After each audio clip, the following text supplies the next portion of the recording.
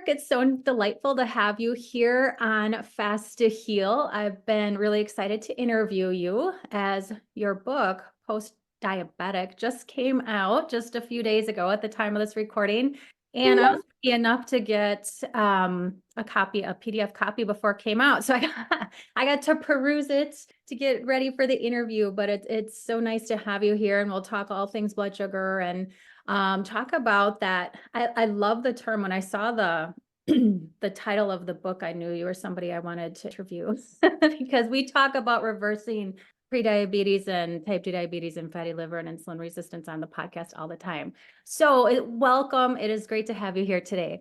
Oh, thanks for having me. I'm always inspired by this movement, the movement of reversing this condition for people, because as you know, it's both personally devastating and frankly, it's nationally devastating. And so, yeah, let's make it happen. Absolutely. And so many people, when they're diagnosed, are told by their doctor or told by allopathic medicine that it's a progressive and lifelong disease. And you and I both know, as you outline in the book, that it is reversible in the vast majority of cases. So let's learn a little bit about your backstory, because you're a man of many hats. And when I was looking at your background, I was like, wow, I could interview him on about 10 different topics. So tell us about, kind of how you got to this space, your personal health journey, and how you got to writing Post-Diabetic.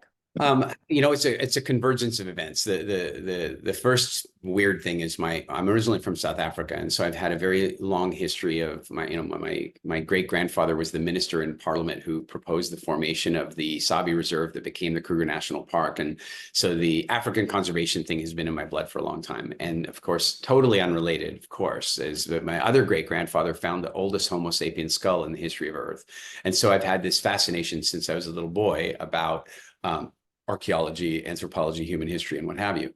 Then when I was in my early 20s, I was sick, and I was sick pretty badly. I mean, I wasn't like applying to the Make-A-Wish Foundation or something, but I was in bad shape, and I couldn't breathe through my own sinuses, and I had terrible acne and digestive problems, what have you. And I was inspired, funny enough, by a seminar that I went to by Tony Robbins. I decided to take a different view of food, and I decided to run a little food experiment. And suddenly, in the space of 30 days, I'd lost 35 pounds, and I could breathe through my sinuses. My acne was gone. I was a different human being. My mom didn't even recognize me. Like literally, I went to go visit her, and she had to like process that it was me. And so that followed with a conversation I had with a doctor at the time who wanted me to have this surgery, and I no longer needed it, and they still wanted me to have it. And, typical kind of like, myopic view. And I asked that doctor if how long he'd gone to medical school. And he told me that he'd been 6 years in medical school. And then I asked him what probably seemed like a pretty impertinent question from a kid who looked about 15. Even when I was 21, I was like, I looked young. And I said, how many of that 6 years, how much of that time did you spend studying food? And alarmingly, he told me he couldn't think of any time ever. And then I thought, well, this particular doctor must have somehow managed to navigate his way through medical school and avoiding all the nutrition classes, and somebody should look into that, and it should never happen again. Of course, now what I have found is that that's how every doctor makes it through medical school, that unless they choose elective programs on nutrition, they don't study it. So all those things converged together for me. And so that one day when I was reading an article by a man named S. Boyd Eaton he was basically suggesting that there might be an evolved diet for every species on Earth, including us. And that kind of took all the different things that I was curious about and I put them into one conversation, which we might now call nutritional anthropology, looking at nutrition through an anthropological lens. And I started that journey in about 1992 or 3 or 4, in that window. But I quickly ran into the first major roadblock, the first 2 major roadblocks. One is I'm not a certified doctor or nutritionist, so what business did I have talking about that? People just shut me down immediately. But then the bigger problem was that even the people closest to me who saw the changes in me, who were curious about what I'd done, they would ask me for advice, and I would give them good advice, but they wouldn't follow it. They'd follow it for a meal or 2, or maybe a week or 2, but then they'd be back to ordering mocha clue and mud pie for dessert. And I found that really frustrating. So I basically stopped trying to help people. I was like, you can lead a horse to water, but you can't make them drink, and I'm just going to stop. But there came a point in time when I wanted to solve it. I was like, listen, I've been teaching business for a long time at this point, and I had developed systems for helping people change their habits relative to business and success. And I developed something called behavioral change dynamics, which is let's say, a methodology for designing experiences that are sticky and transformative. And I thought one day, why don't I apply these together? Why don't I put my passion around health and food and combine it with this? So I designed at that stage the very first, what we called Wild Fit Challenge, about a little over 10 years ago now. And I tested it on 8 people, and it went really well. And then another 8, and then another 8. And then the word of mouth became so strong. We were doing no marketing, and people just kept wanting to sign up. And then we had to put up a website, and we went from 150 clients a year to 3,000 clients to 5,000 to now we have 500 coaches around the world, and 100,000 people have gone through the program. But how it connects to diabetes is kind of interesting, because I never created this program as a weight loss program. It turns out that it might be the most effective weight loss program ever. I never created it for that. And I certainly didn't create it to address any disease, because I'm not a doctor. It wasn't here to address a disease. It was here to address a behavior. But it turns out that if you address food psychology and you change people's relationship in a positive way with food, then oddly, the body starts to heal itself of a variety of things, including, of course, diabetes. So we started getting a lot of clients that were writing to the help desk and saying, hey, my doctor says that I'm now pre-diabetic and I don't know what to do about that, blah, blah, blah. Well, what they meant was, I used to be type 2 diabetic and now I'm pre-diabetic. And my doctor said, that's not possible. What did I do? Because the doctors are taught, as you said, lifelong chronic condition that needs to be medicated and managed for life. And what happened at that point is, and speaking to the title of the book, is that I suddenly realized I didn't like the idea that these people were being called pre-diabetic. It annoyed me. If you used to be type 2 and now you're trending in the other direction and you've now passed through the measurement thresholds of pre-diabetes, then to call you pre-diabetes is a little like, well, you know what? It's like taking somebody who you were married and now you're separated, but we're going to call that dating. Right, Like, right. no, we're not. We are not dating anymore, And Right. so one day I was talking to a client and I said, no. Pre-diabetic suggests that you're headed toward type 2 diabetes. And it also means that you are prescribable, that a doctor, because you're in that pre-diabetic range, it can give you medical advice. And what I would suggest is that if you're post-diabetic, you're trending in the other direction, and therefore your medical advice should be different. And that's when it was in that moment that we began to dig into what diabetes really was, why we were reversing it. We had to look into it, consult all kinds of doctors and figure it out. And then we realized what was going on.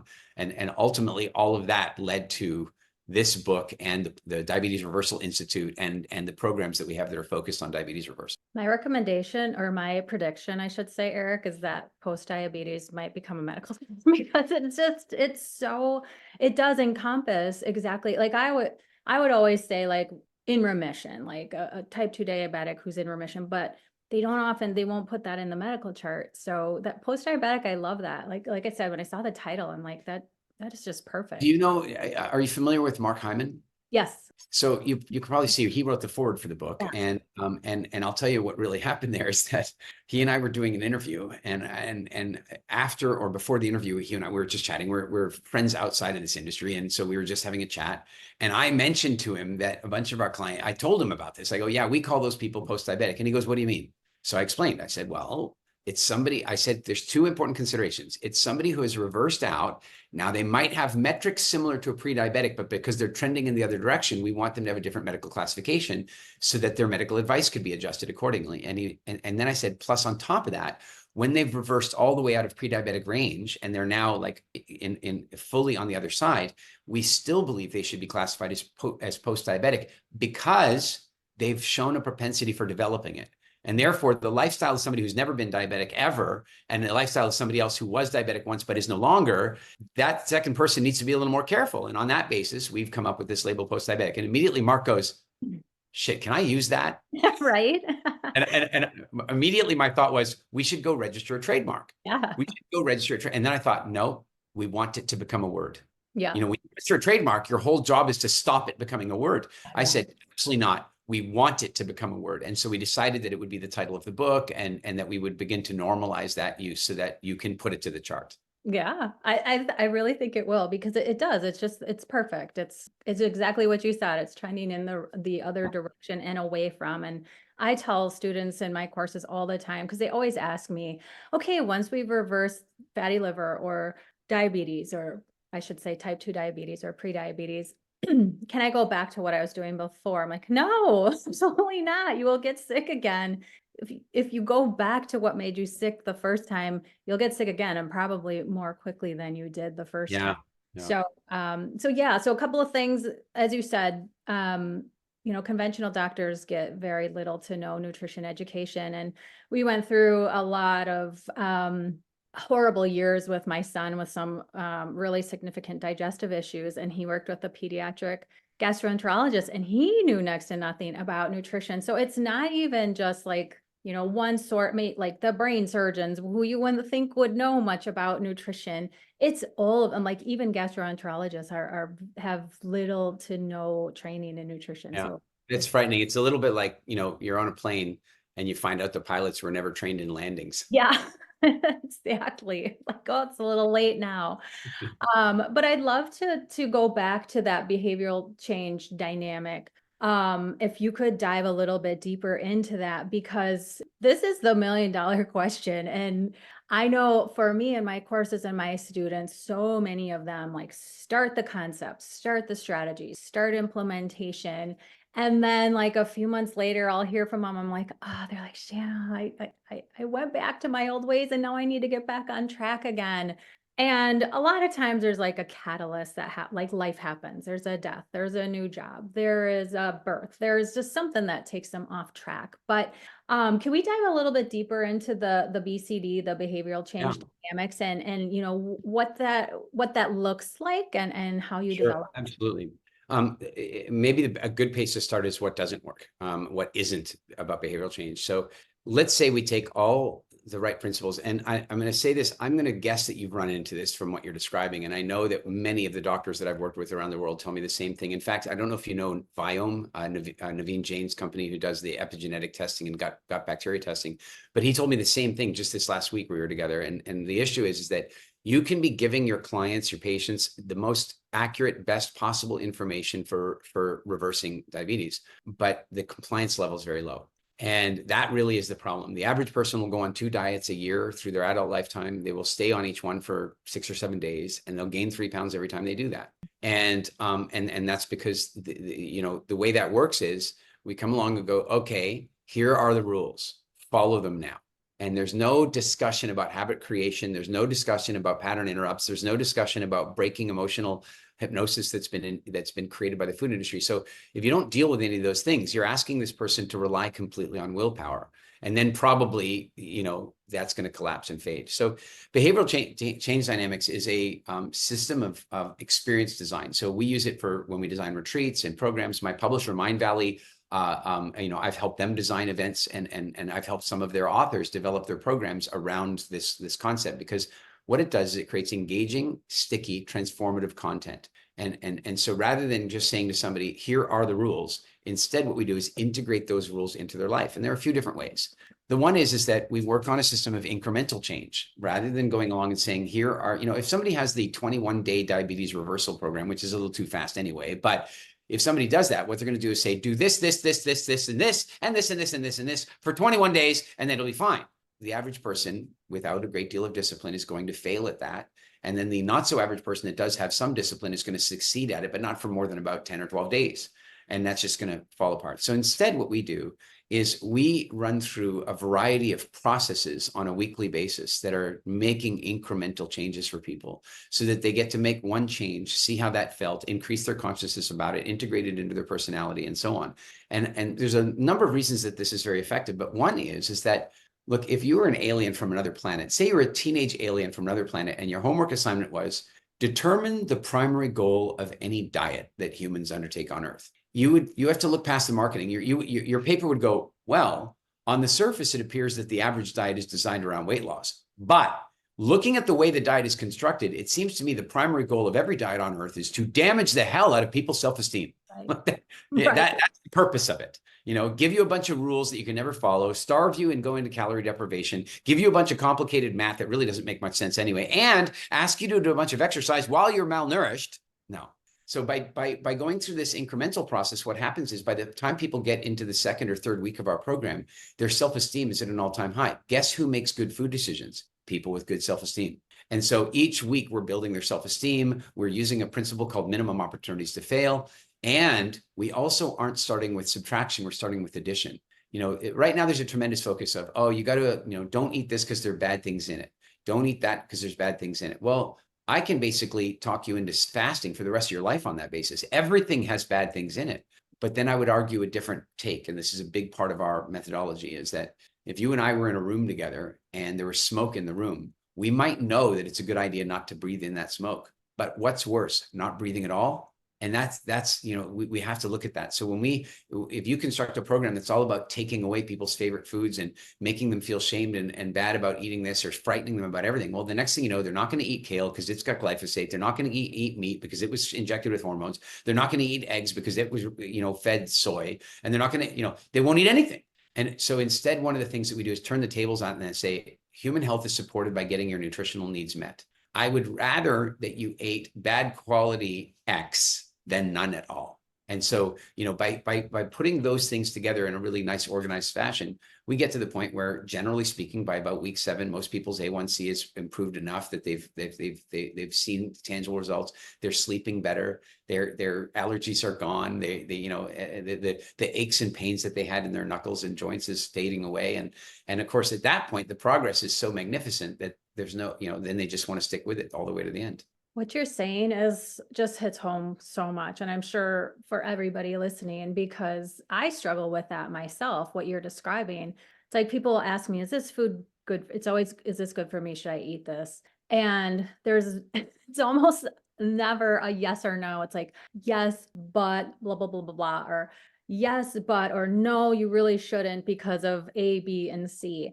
And I even, with the knowledge base that I have, I do it's hard to not feel guilty about certain foods and how they're set up and just how we're preconditioned to feel like we're going to fail at something before we even start. So is that all in There's the a neat metaphor that can kind of help you to think about that, I think. And that is that if you imagine that you and I found a volunteer and we put them in in an environment, say one of these big geodomes. So we put them in the dome, and in the dome, they had all the right foods. They had all the right fruits and vegetables and fish and meats, all things that were perfect. Like everything was perfect. And there was no glyphosate, and there's no mold toxins and no additives and no nitrates and no seed oils, nothing bad, just all perfectly natural. Then that person should be pretty healthy, right? Unless, of course, we use some scientific technology to remove vitamin C from everything. So we take, we've bred a type of orange that has no vitamin C. We've bred liver that has no vitamin C.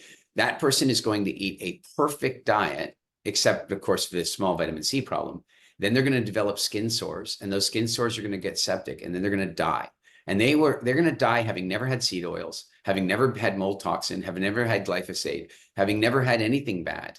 And so what that reminds us, what the idea of that metaphor is to say, is that your health is far more determined by your body getting its needs met than by eliminating all the bad stuff. And the truth of the matter is, and I hate admitting this, but if you take somebody and put them on a highly functional exercise and food routine, they'll probably smoke most of their life and never get cancer. Now, I'm not advocating for that at all, but it's not simply that cigarettes did it on their own. It's that cigarettes did it alongside seed oils and processed food and, refined grains and excessive sugars. So well said. One thing I'd like to go back to before we plug along into the book, because when you were talking about your story, you're like, I lost 35 pounds. I reversed my skin issues. I did this and this. And people are like, hey, wait, Eric, wait, like, how did you do it? Like, people always want us like, well, how did you do it? And then you started to teach friends that, but it didn't stick. But for you, what was because I know people are going to wonder, like, what is it? And of course, what works for one person and you can't exactly replicate for the next person. But I'm sure people are curious how, and that was a long time ago. But what you did to really just turn your health around.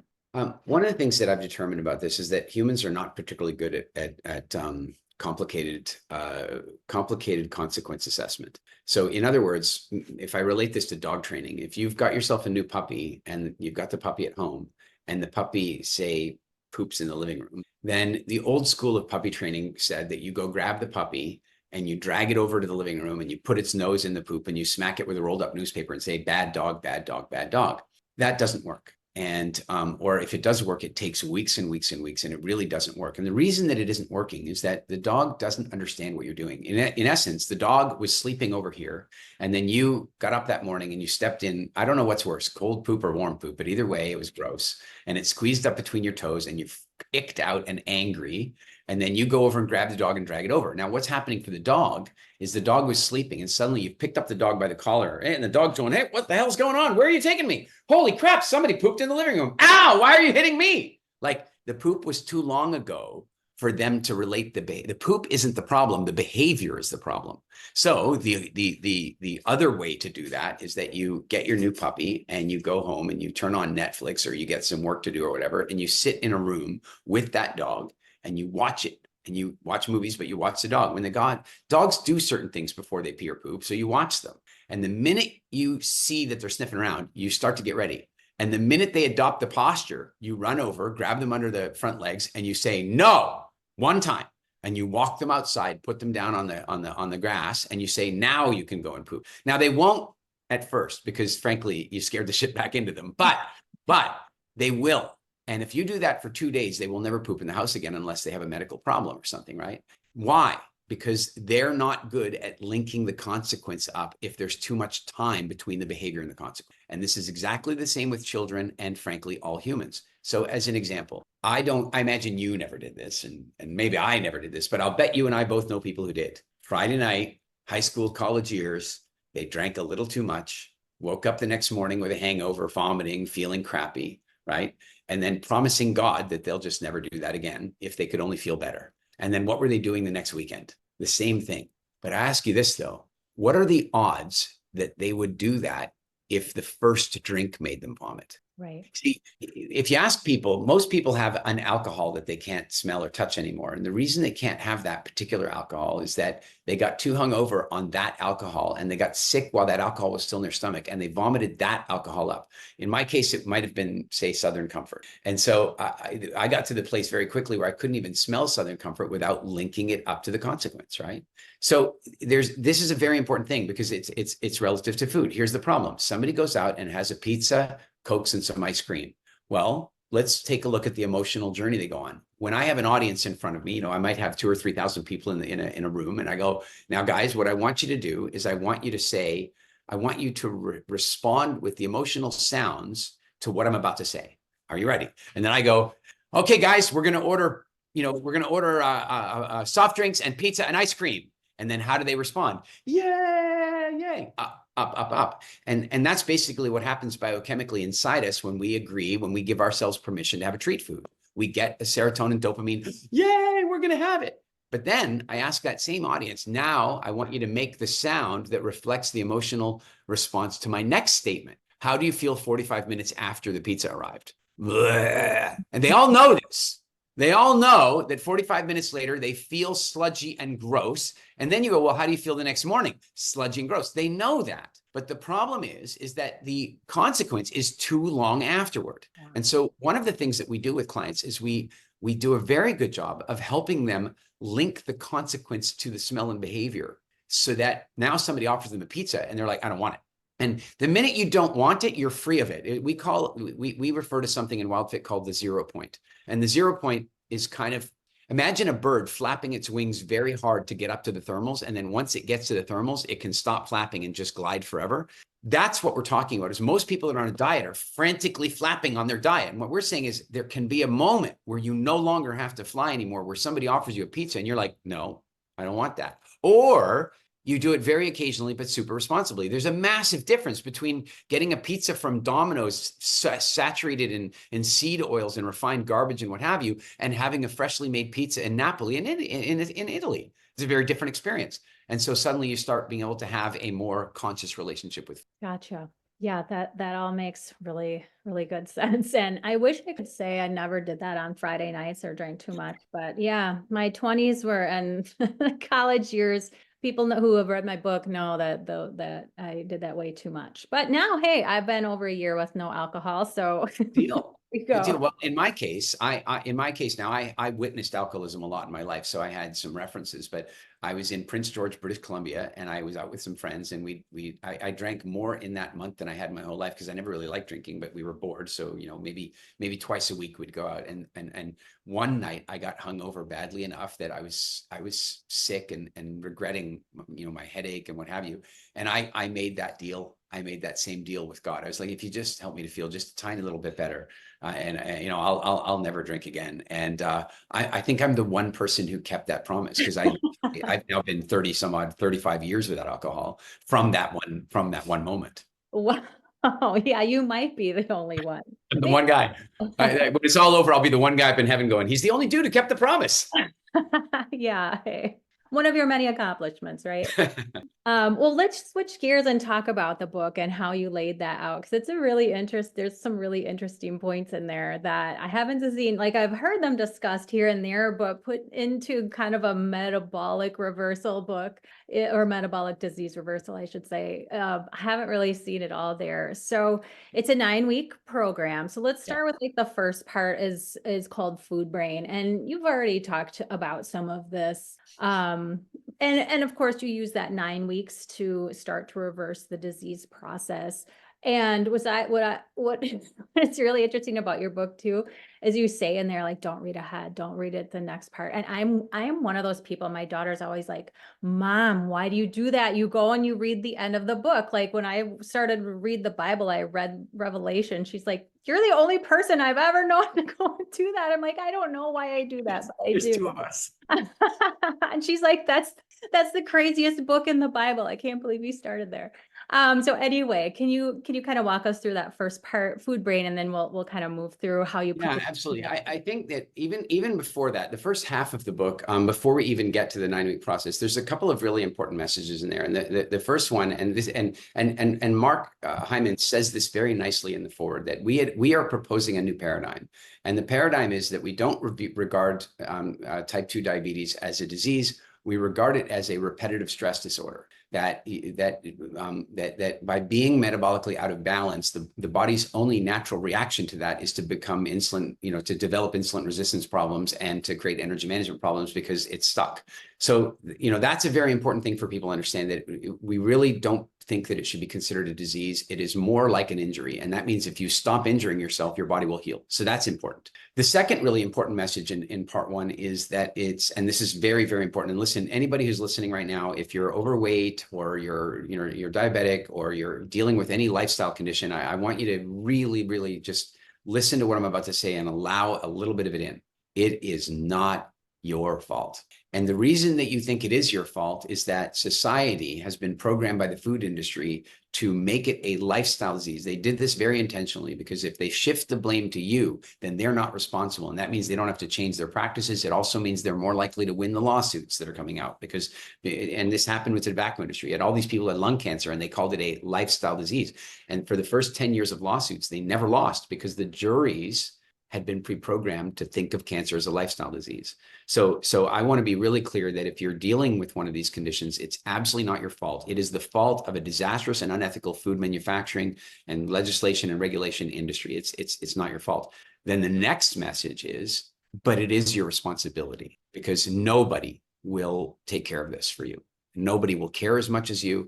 You are the one that's going to have to take care of this. So, and then the last message from that first half that's very, very important and fits with all of this stuff is to recognize that as much as we don't want it to be looked at as a disease, what everybody should know is that the condition is about an order of magnitude more serious than the average person thinks it is.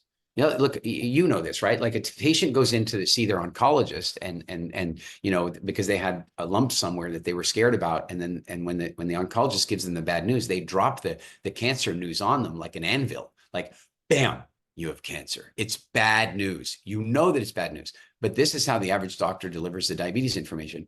Well, it looks like you're pre-diabetic. So there are some lifestyle things that I'd like to suggest for you. And here's some drugs you can take. And you're going to have to take these for the rest of your life. And what they don't tell you is that, by the way, your blood is going to be sticky, slow, and sludgy, which is going to cause circulatory problems. And you're going to get some numbness in your fingers. And that's just the beginning because that numbness is going to turn to tissue die off. And then you're probably going to have your fingers and toes, maybe even your hands and feet amputated, and you're likely going to lose your eyesight pretty young. And the other thing you should know is you're not probably going to live very long because, frankly, being in this condition is the single worst risk factor for cancer, heart disease, and a variety of other ultimate cause of death. So you are in serious trouble, but they don't tell them that. And so the first half of the book sets all those frames up so people genuinely understand the history of diabetes, what it is, what the impact is, and so on. Then we move into this section called Food Brain, and that's where we start to empower people. We empower them through consciousness. So here's the funny thing. What most people don't realize is that they have a low-grade multiple personality disorder when it comes to food. And what I mean by that, you can tell me if this is the case for you, and any of you are listening, pop me a note on Instagram. Tell me, is it your situation? But you're at, say, work, and somebody brings in, say, donuts. Now, if you don't eat donuts, this won't happen to you. But what I mean is if you don't eat them because you don't want them, then this won't happen. But if there's any part of you that wants them, then likely something like this happened. You hear a voice, and the voice goes, "Hey, Jimmy brought donuts." Then you hear another voice going, "No, we're trying to be good at the moment." There it is, the two voices. And we have way more than two, but there's the food angel, we call them, and the food devil. And what's happening is that, your food angel is trying to protect you, but it's not very well educated. And frankly, it's not very good. The food devil has been educated by the food industry. So the food devil has been taught some interesting, years ago, I did sales training, and they taught us these things called sales clinchers. Like, you don't ask the prospect, do you want to buy the car? Because they can say no. You ask, do you want the car in cash or payments? You give them a choice close, right? Well, if salespeople can be armed with these things, your food devil can be as well. Here's a good example. Your food devil will sometimes say things like, "Yeah, but it's Easter." Right. "Oh, but you deserve a break today." Right? Like, the slogans were designed for the food devil so that when you go, "Oh, look, Jimmy brought donuts," and the angel goes, "Yeah, but we're on a diet." "Yeah, but you've been so good on your diet, and you deserve it. You've been so good. Plus Sam was really mean to us at the copy machine earlier today, and we deserve it," right? Like, and so you've got this dialogue going on.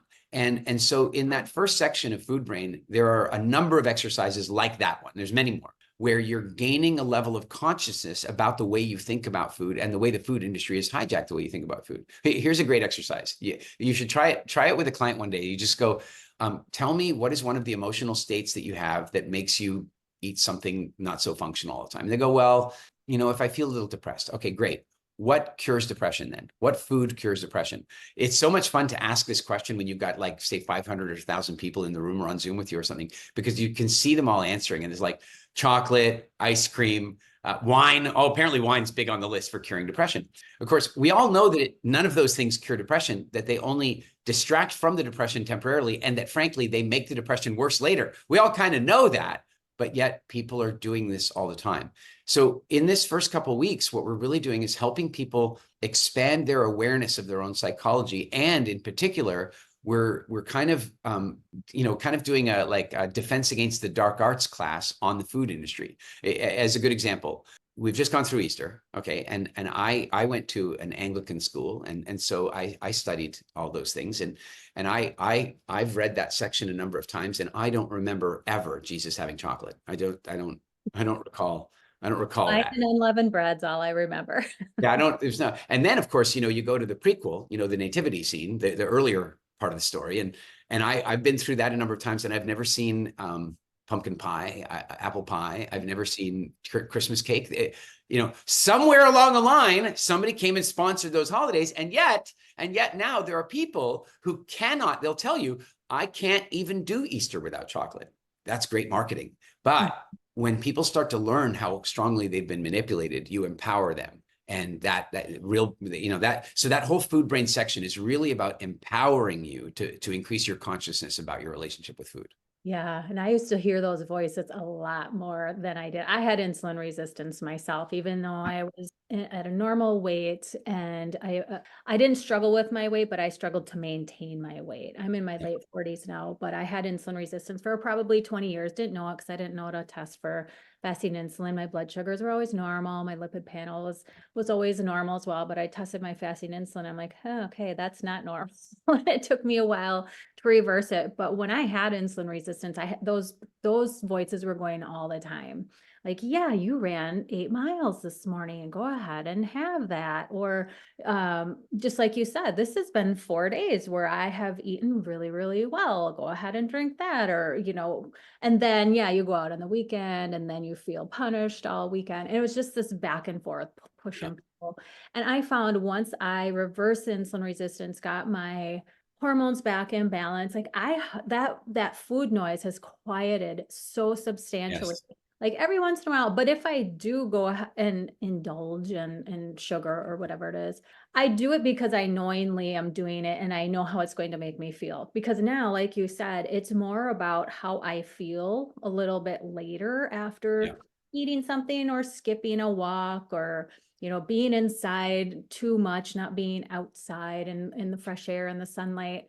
It's all about how I feel, where it used to be a lot more about the food noise Yeah. going on in my head. So I feel like, yeah, once you get those hormones, and it's so hard because you have all these people. Just this morning, I had a post on Instagram that some fitness trainer responded to, and it was something about food noise and recovering your insulin resistance and hormonally stabilizing blood sugar. And he was like, it doesn't matter when you fast or if you fast. It's all about the calorie expenditure versus calorie intake at the end of the week.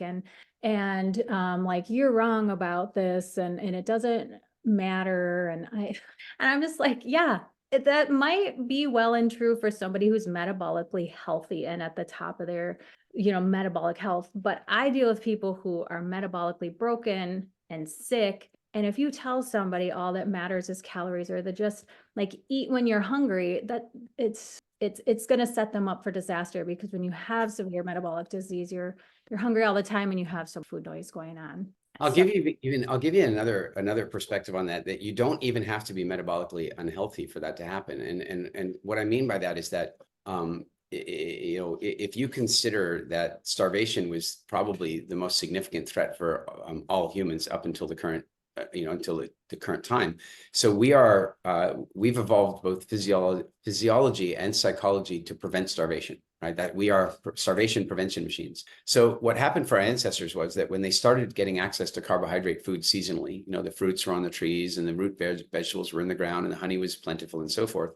What kind of happened to a degree is our bodies learned is not the right word for it, but our bodies, our genetics recognized that that we needed to fatten up, right? And the winter is coming. In the same way that squirrels and chipmunks and bears fatten up as they go into winter, it's like they don't have an app for that. They eat different foods, and their body takes that as a sign from nature. So their body goes, oh, I'm eating these foods, therefore I should become an energy conservationist. And so the body goes into energy conservation mode. And here are some of the things that happen. One thing that happens is the metabolism slows down a little. Right? It's meant to do that. We want to use the energy more efficiently so that we can store some. It's like you go into kind of like a period of savings mode. So you might be a little more tired in the afternoons. You're conserving energy. You want to store glycogen and you want to store fat. And then on top of that, your cravings are going to get amplified because your body's saying, hey, listen, man, that's not enough berries. You're going to have to eat more. You're going to have to go get more. And so, because guess what? It's only going to be there for 2 or 3 weeks. They're seasonal. You better eat as many as you can. And which is, by the way, one of the reasons that our stomachs are transformable like that. Like our stomach, if you fast for a few days, your stomach recedes down to this fist size shape. But if you sit down and eat a big bowl of fruit, the stomach stretches out. It's meant to do. We are meant to feast and famine. And so now what happens is that person who has a perfectly functioning metabolism, the minute they start eating carbohydrates, the body goes, oh shit, winter's coming. I'd better crave more. So it's not even, it's like, we're not broken. It's just that our environment has changed so much that our programming doesn't fit anymore. yeah, and you talk about that in that phase 2, that Wild Fit Spring. Is there anything else that you want to add to that part? Well, and I think that, that's where we start moving into this, switching gears is probably the best way to put that, is that, our bodies are very capable of burning sugar, and they're very capable of burning fat, and very capable of burning protein. We're very good at all three of those things, but there's a priority for them. The body has to choose when to do which, right? Well, because sugar ultimately has a certain, almost like you can almost call it toxic in the sense that if you get too much of it, you're going to die. So priority wise, the very first sugar, the very first fuel your body is going to burn anytime it can is sugar. It has to, because if you have too much of it, you're going to die. So that means that when somebody's eating carbohydrates, they're going to be in that mode. We call that metabolic mode, the mode of accumulation. And so you're going to be in that mode. And frankly, if we look around America and Europe and Australia and New Zealand, and frankly, almost everywhere in the world at the moment, you can see a bunch of people that are stuck in accumulation mode, and it's going badly. Now, the question is, how do we switch gears? How do we do that? Well, then we look at our ancestors and go, how did they do it? Well, they didn't. Mother Nature did it for them. So Mother Nature came along and said, oh, look, all the carbs are gone. In fact, not only are the carbs gone, but there's no rain, it's a drought, and there's basically no food at all. And then our ancestors went into calorie deprivation. And in calorie deprivation, we don't start shedding fat because the body goes, there's like no food around. I'm going to keep my fat. And your body becomes even more conservationist. And so then what it starts doing is burning protein. And people get all freaked out about this. They're like, the gym trainers like, oh, you don't want to do that. You don't want to burn your protein. Hold on a minute now. Insulin is a protein. Antibodies are proteins. It's not just muscle. And your body is manufacturing these complex molecules all the time. And then they fall out of use and they break and they go into disrepair and they're floating around in your system. Your body is so smart. You start burning the old, sick and diseased proteins first. Like if you and I were trapped in a cabin in the north of Norway and we lost our heating fuel, I tell you what, we're going to start burning furniture, but we're not going to grab Granny's grand piano. We're going to grab the broken picnic table, and our bodies do the same thing. And then, of course, we have, how do we switch to spring? Well, we didn't. Mother Nature did. How? Rains came. As soon as the rains came, all the game animals started having babies like crazy. The green shoots and new green plants were growing. And suddenly we had an abundance of non-carbohydrate, but very rich foods. And we could be eating a calorie surplus at that point, but the body would go, I don't need this extra fat anymore. So even though I'm eating a calorie surplus, I'm going to let the fat go. And though that middle section of the book is really teaching people how to switch those gears, how to change gears or switch metabolic modes. Yeah, we talk a lot about that on the podcast for sure.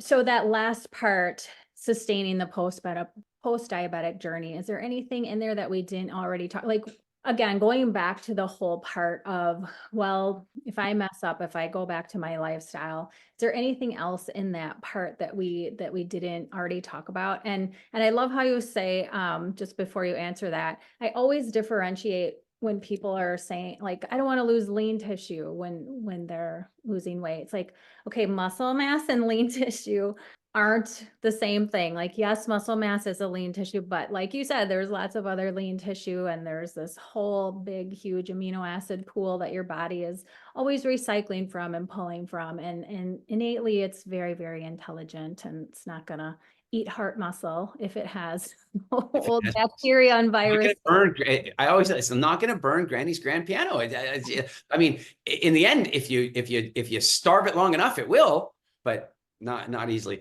Yeah, there is one more thing. And I, when we go into the part about sustaining your post-diabetic journey, we talk a lot about the psychology again. We recap some of the things we did in the food area. And one of the things we talk a lot about is, what happens when, somebody brings out the Haagen-Dazs ice cream and apple pie that was your childhood favorite? Are you never allowed to have that again? And we have a couple of different answers for that. The one is that, remember that for most people to create these metabolic misfunctions, to become obese or to develop diabetes or both, what that requires is a consistent daily commitment to those foods.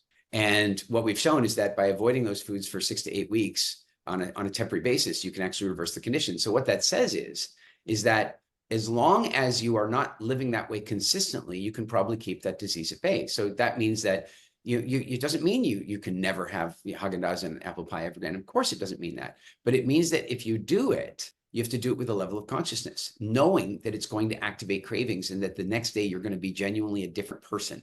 Like in one of our little metaphors that we talk to people about in this section of the book is what we call the digestive democracy. And the metaphor there is that you've got your gut bacteria, which is basically like the House of Digestive Congress.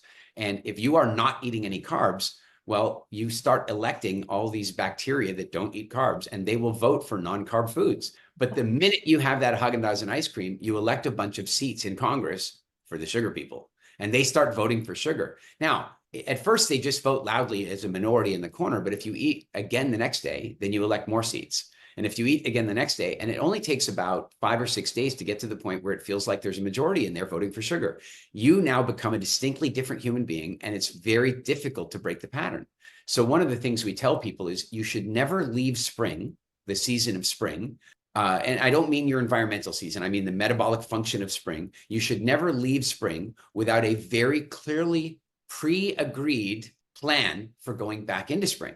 So as an example, this last week, this month, I just spent a week on Necker Island with a bunch of people in a mastermind that's at Richard Branson's place. It was outstanding. And then right after that, we went over to Mosquito Island for another mastermind with Naveen Jain and some really cool people, frankly, talking a lot about metabolic health and what have you. But we were in the tropics, and guess what there was there every day? Mangoes, pineapples, beautiful fruits, just amazing stuff. And I hadn't had any of those things for a long time. So I made the decision, I'm going to be in fall while I am on these islands. But I made the very clear decision that when I come back, I'm going to do winter and then I'm going to go into spring. And I decided that before I lost the majority. So there's a very important psychological understanding that you do become a different person on carbohydrate foods.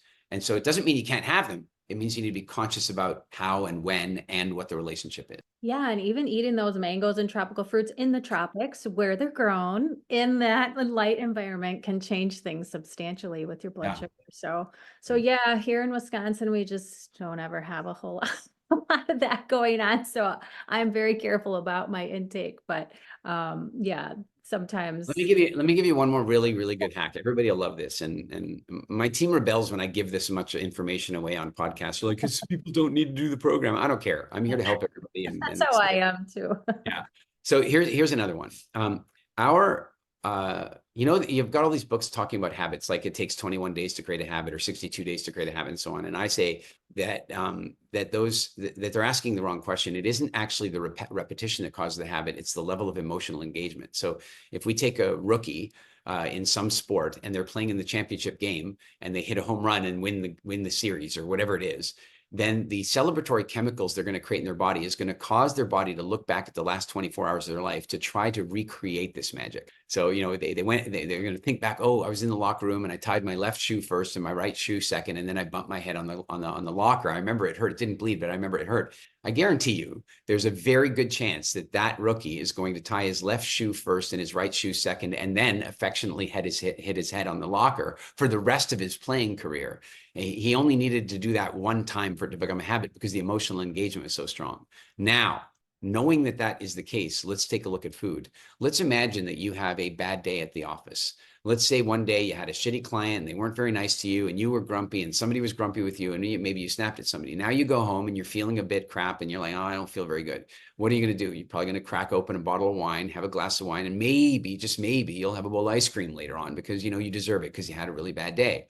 Now what happens is that your body gets all the serotonin, the dopamine, and the blood sugar rush and all this kind of stuff. And it goes, holy crap, this is amazing. Because of course the body doesn't distinguish between good and bad calories in terms of rewarding you.